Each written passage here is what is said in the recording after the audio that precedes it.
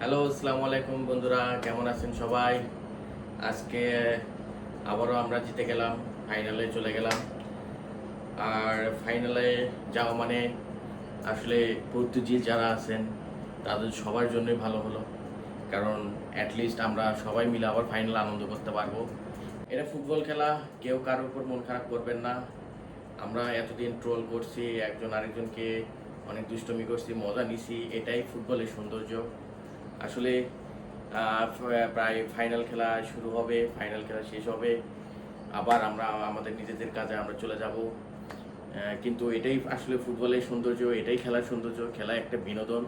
আমরা কারো উপরে কেউ মন খারাপ করব না। আসলে ফাইনালে আর্জেন্টিনা গেল, ব্রাজিল যায়নি, এটা আমাদের কাছে খুব খারাপ লাগছে। আমিও চাইছিলাম যে হয়তো বা সেমি পর্যন্ত যদি আমি ব্রাজিল বা আর্জেন্টিনা যদি খেলা হয় সবাই আমরা আনন্দ করব, কিন্তু আনফর্চুনেটলি এটা হয় নাই। সুতরাং পর্তুগাল, ব্রাজিল, যারা ফ্রান্স, যারা জার্মানি করতো তারা আমাদের বিপক্ষে যাবে, তারা আমাদের বিপক্ষে দলে সাপোর্ট করবে, আমরা আর্জেন্টিনা সাপোর্ট করব। এটাই আসলে মজা, ফুটবলের মজাটাই এখানে। আসলে আজকে দুটো আর্জেন্টিনা ফেল হতো, আর্জেন্টিনা এখান থেকে সেমিফাইনাল থেকে বিদায় হতো, তাহলে আমার মনে হয় ফাইনালে আমরা কেউ খেলা থেকে মজা পাইতাম না।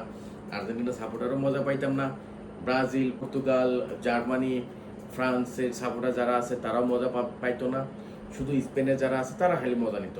সুতরাং আজকে আর্জেন্টিনা গেছে, ফাইনালে গেছে, আমরা সবাই মজা করবো ইনশাল্লাহ। ঠিক আছে, কেউ কার উপর মন খারাপ করবো না। এতদিন যা ট্রোল করছি এগুলো জাস্ট মজা। হ্যাঁ, আমরা সবাই বাংলাদেশি, আমরা সবাই বাঙালি, আমরা সবাই ভাই ভাই। আমরা কারোর উপর কোনো মন খারাপ রাখবো না।